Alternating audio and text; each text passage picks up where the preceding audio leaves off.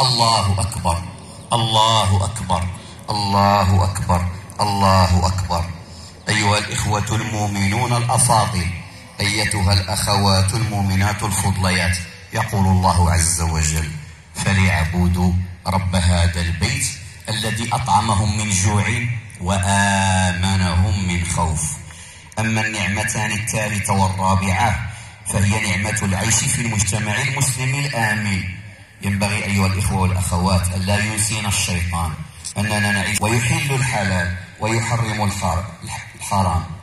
وتذكروا أن المسلمين في دول أخرى لا يسمعون الأذان، ومن أراد أن يصلي عليه أن يقطع الكيلومترات لكي يجد مسجدا، وإذا أراد لحما حلالا فعليه أن يتحمل مشقة لكي يجده.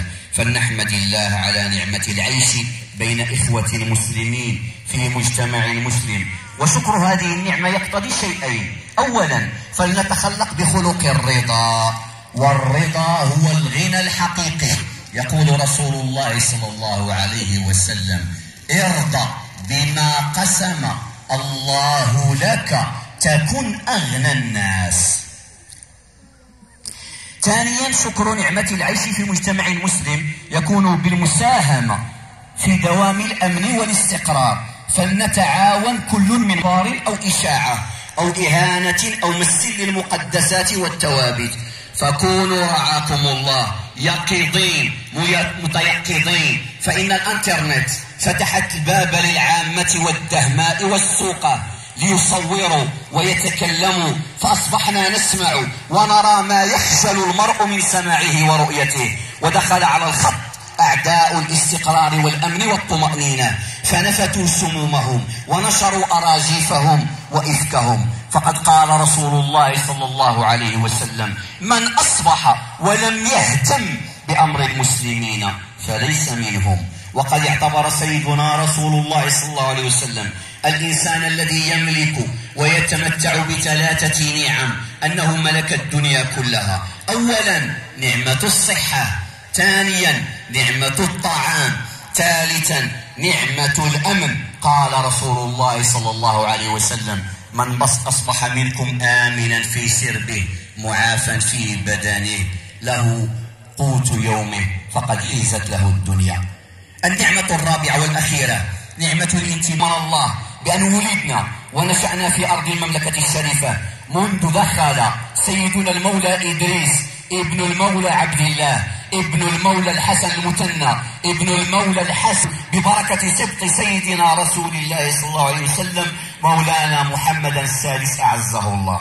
فلنعلم أبناءنا أن هذه المملكة الشريفة أعرق مملكة في التاريخ، 12 قرن، تقوم على المقدسات التالية: العقيدة الأشعرية والمذهب المالكي والتصوف السني، وتاج ذلك كله إمارة المؤمنين. ويكون شكر هذه النعمة بشيئين: أولا أداء الأمانة الوطنية. أما أداء الأمانة الوطنية فهو ما يسمى في لغتنا المعاصرة أداء الواجب، فكل واحد ينبغي أن يؤدي واجبه. ثانيا أداء صدقاتنا. اللهم اجعل أيامنا كلها أعياد، وأدم علينا الفرحة والبهجة والسرور، وطهر قلوبنا من الغم والهم والحزن، واشف منا كل مريض، واقض عنا كل دين، وأرجع اللهم كل بعيد، واجمع شمل كل أسرة فرق بينها الشيطان، وألهمنا اللهم كظم الغيظ على البر والتقوى. اللهم اجعلنا من عبادك الرحماء الذين يرحمون ويشفقون على خلقك ومخلوقاتك، واجعلنا من الذين يحبهم الطير والشجر والحجر. فقد قال سيدنا رسول الله: جبل أحد يحبنا ونحبه.